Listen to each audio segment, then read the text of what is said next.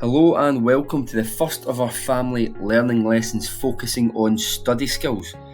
During these challenging times, we have been incredibly inspired by our pupils' resilience, attitude towards learning and their ability to adapt.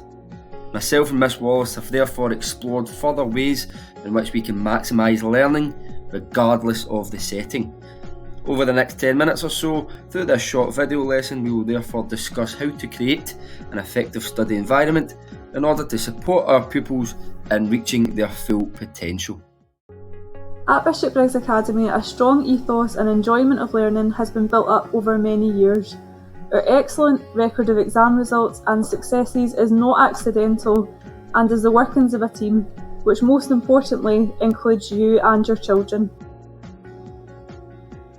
So to help, we have summarised some of the most important tips backed by science, which will help us in creating effective study environments.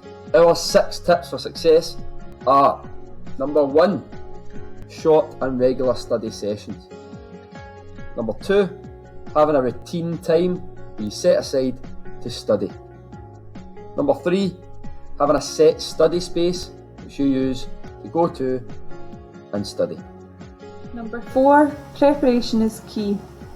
5, decide if music is a yes or a no. And 6, put your phone away. Tip 1. Keep the study sessions short and regular. Scientific studies show that shorter, more frequent study sessions are much more effective than trying to cram information during longer, condensed learning. For example, a study published by the University of California found that spacing out learning was more effective than cramming for 90% of the participants within the study. This is the reason why if you are learning a new sport or instrument, your lessons and sessions are more effective if they are short and frequent throughout the week. Studying is no different. One method of studying is the Pomodoro technique, developed by an Italian scientist who named the technique after a tomato cooking timer. This technique promotes efficient time management and is reward-based. It involves 25 minutes of effective studying, followed by a 5-minute break. If you get to the point where you've completed 4 25-minute sessions, you are then rewarded with a longer, more enjoyable 20-minute break. Tip 2, setting a routine time to study. So setting specific times each day to study has also been shown to help increase concentration levels. This is because when repeated over time, habits are set and your brain begins to naturally associate this time with focusing and studying. As a result, you are much more likely to again retain that information. Space around you can be hugely influential to your mood and your motivation. An organised space equals an organised mind. Whether it's a quiet desk in your room or a clear space at the dining table, make sure it is as quiet and free from distraction and disruption as possible, with appropriate lighting and a cool but comfortable temperature. Tip 4, be well prepared.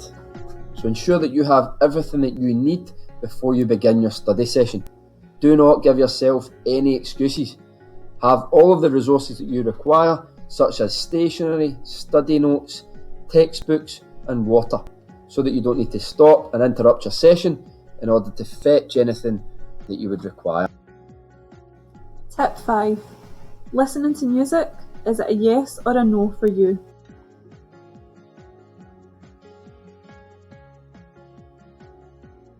Listening to music can help improve some people's focus. However, scientific studies say that music should be without lyrics, as your brain will naturally try to follow these words. You may even find yourself singing along, and this will deter from studying. 2 useful apps for searching for playlists of music appropriate for studying are Spotify and Headspace. Step 6, put your phone away. We did mention in our previous tip about using music to help you focus that you could be using your phone for Spotify or other apps like Headspace. If you're using it for this use, then that is absolutely fine. However, we want to avoid the use of social media at all costs when we're sitting down and trying to focus and study. If you are receiving notifications from your friends on Facebook, Snapchat or Instagram, this again is going to have a detrimental effect on your concentration levels. Your mind is going to be elsewhere and it's going to interrupt what you are doing in that study session. We want to avoid this as much as possible, again to ensure that concentration levels and focus are high within your set study times. So to summarise, Mr. Johnson and Miss Wallace's 6 steps to success are having short, regular periods of time in which you study, setting a routine study time to prime your brain to focus, using a set study area which is quiet, appropriately lit and well ventilated, being well prepared, as failure to prepare is preparing to fail, deciding if music is a yes or no for you, and putting your phone, or more specifically, your social media away. Don't just take our word for it.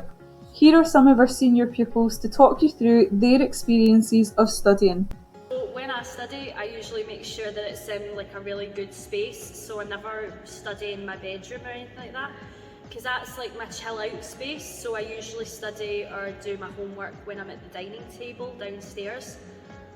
And I also always make sure that I've got all my equipment that I need, so I'm never like running around the house getting things I need, so I can just sit down and focus on my work. When I was studying for my exams, I found that working in small chunks was much better than long periods of time, as it helped me to remember everything and consolidate all the information I was trying to learn. When it comes to studying, I always like to be prepared and organised, with everything left out beforehand, with set highlighters or coloured pens to help me remember things more. I also like to leave my phone out for the duration of studying so I don't get distracted.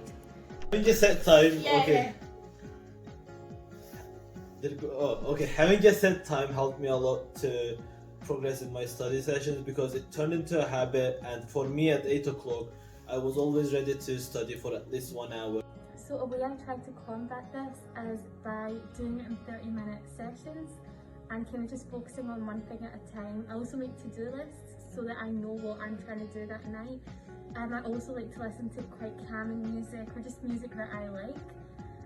So it sets like the mood and the atmosphere, and I also like to take wee breaks in between, so it's not just like a full stretch but it's broken down, and during the breaks I'll have something to eat, I'll snap someone, I'll call someone, I'll watch something, and that's kind of how I like to study. No, you were supposed to... No, he'll start the recording, you'll count us in. I thought you'd already started recording, did you? 3, 2, 1. A messy stuff. Count it in. Okay, say 3, 2, 1. Okay. 3, 2, 1. A messy study area equals a messy mind. Okay girls, could you offer up some advice to parents so that they can see when you are saying you're studying but you're not studying? So what I used to do is I'll just get all my notes and put it on the bed so that when my mum comes in it looks as if I'm actually studying, but like I'll have my phone underneath the notes, and then when she comes in I'll quickly hide it so she doesn't see, and then she'll think I'm actually studying. If I tell you I'm studying, but I'm on my phone, I'm not studying, I'm not checking for like homework tasks that I've got, I'm not on Teams, I'm reading Wattpad, I'm reading fan fiction, or I'm probably watching something on Netflix, or I'm on Snapchat waiting for someone to snap me back. But sometimes it gets me so annoyed when I'm actually studying and I've been studying for ages, and then the one time that my mum walks in is when I pick up my phone for 1 second and she thinks I've not been studying and takes my phone off me. I hate that so much. The one thing I hate when studying is when you can't find the right song. It's very frustrating, and especially when you sit down to study and you realise that you're hungry. It just means that you have to get up out of bed, run to the fridge, and it's just a lot of hassle really. Thank you to everyone for watching. We hope that you've enjoyed and that you've found the information within this video lesson on study skills useful. If you do have any further questions, please do not hesitate to contact either myself, Miss Wallace, Miss McHugh or Miss Black. Thanks again and take care.